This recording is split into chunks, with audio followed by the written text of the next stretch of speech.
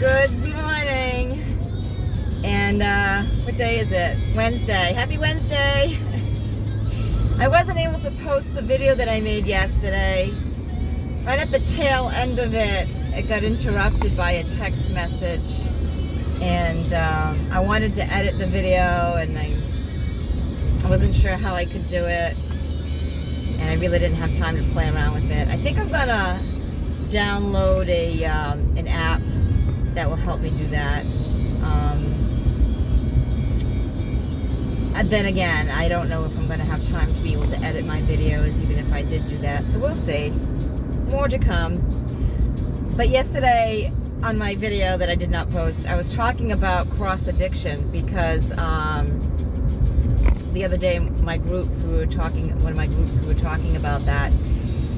And basically what I was mentioning was the fact that our addiction to substances, once we put them down, our addiction to substances is a side effect, or a better way of explaining it is it's a coping skill that we've utilized. It's not a healthy one, but it worked at one time until it didn't anymore.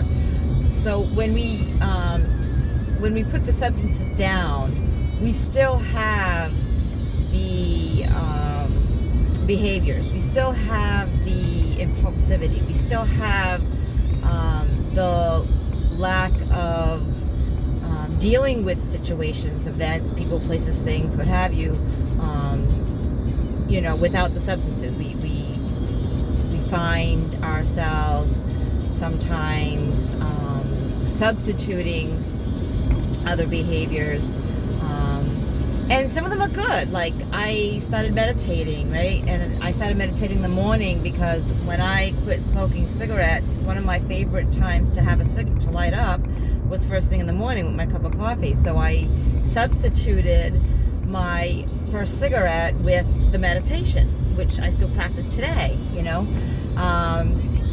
Some of them are not as healthy. So distracting ourselves with video games, or relationships, or too much Netflix binging, or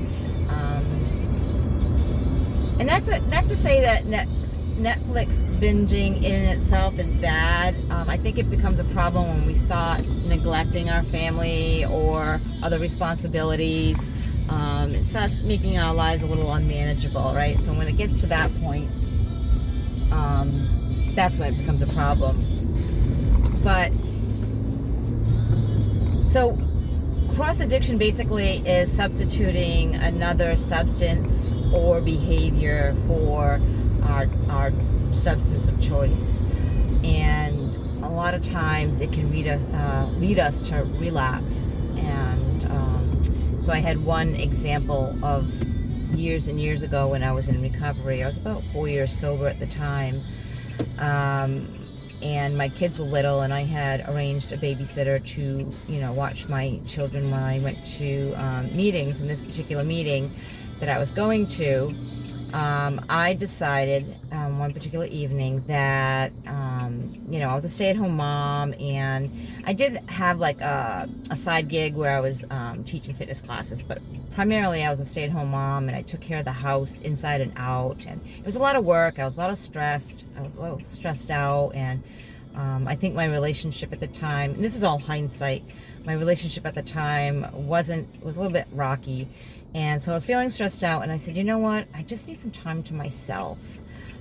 So I decided, instead of going to my meeting, since I had a babysitter already, I was going to go to the mall and do some window shopping.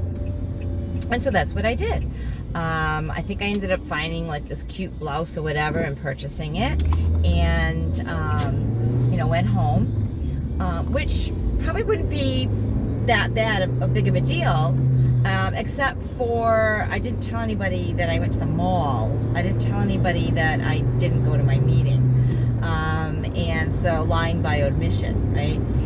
And so I wore that pretty little top one day, and my significant other was like, was that new? And automatically No, I've had this thing forever, because I don't want to have to explain to him when and where I bought it. You know what I mean? So like in my mind, I was just going to be,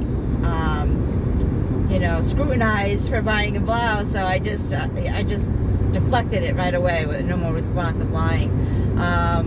And so this went on actually for a while, and then the following week, because I enjoyed myself and I thought that was a great idea, a great thing, I did it again, and then as time went on, of course, the people from this meeting was probably a little concerned I wasn't showing up, and started to call me.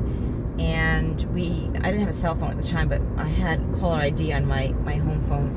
And so I saw when they were calling. And again, I didn't want to have to explain what I was doing, even though I felt like it wasn't no big deal. I mean, I wasn't drinking or taking any substances, right? I was just going out and having some me time. So I was avoiding these people. I was lying, I was rationalizing, I was minimizing, I wasn't working on my recovery, and lo and behold, I ended up picking up a drink. It took me about 6 months, but it happened. And like I said, hindsight, looking back, I can see now those behaviors, I was substituting, shopping to make me feel good. And I could have handled it a different way. It doesn't mean that I shouldn't have had some me time. I should have, like, maybe in advance planned it, told people that this is what I want to do and why, and not necessarily avoiding my meeting, but maybe make it a separate thing, which is what I do now. I have a self-care day, self-care Fridays, which I devote just to, a couple of hours doing something, whether it be painting my toes or binge watching Netflix or what have you. But, so back then I didn't see it as a big deal, and all those behaviors were happening. I can still get caught up in that today. During the pandemic, I got really, really, with the feelings of overwhelm, and I worked through it. I was an essential worker. I still am an essential worker. So, I spent a lot of time online shopping at Amazon, and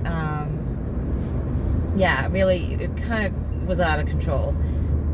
And I can distract myself with relationships, right? So dating people or talking with people that I probably shouldn't be. There's red flags there, but it feels good, and it distracts me from doing things I don't want to do, like my homework or my paper.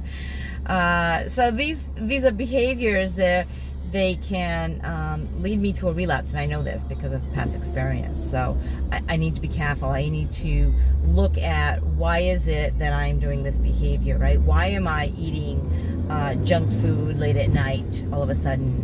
Why am I talking to this person even though I know that it's going nowhere and whatever?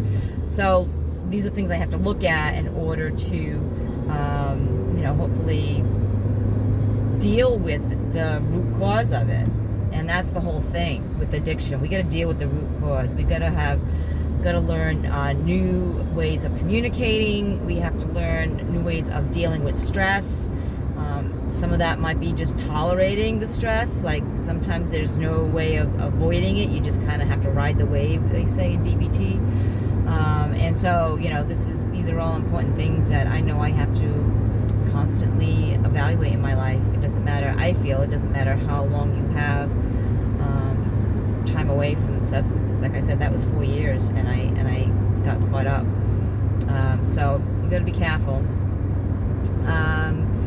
And I think that's it. I was listening to the Audible, Chasing the Scream, which I hope you, if you guys like to read or listen to Audibles, you check it out. It's really, really interesting. It's about the war on drugs and what that war really is about.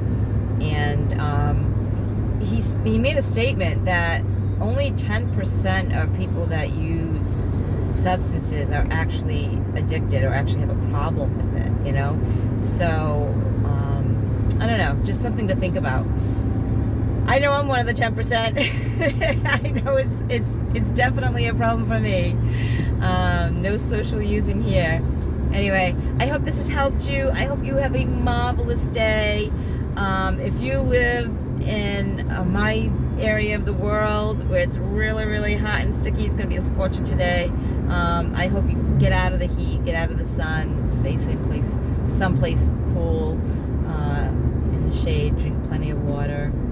Let the people that you love know that you love them. Send them that text, send them that, give them that call, give them a hug. And if you like my videos, hit the subscribe button. Follow me, Recovery Enthusiast. I'm on Facebook and Instagram under Recovery Enthusiast. And I have a website with other information, some freebies, some online courses if you're interested in learning more about living life in recovery. Learning to live a life that you don't want to numb from. Anyways, that's it for today, guys. Stay blessed, and as always, live your life enthusiastically. Until next time.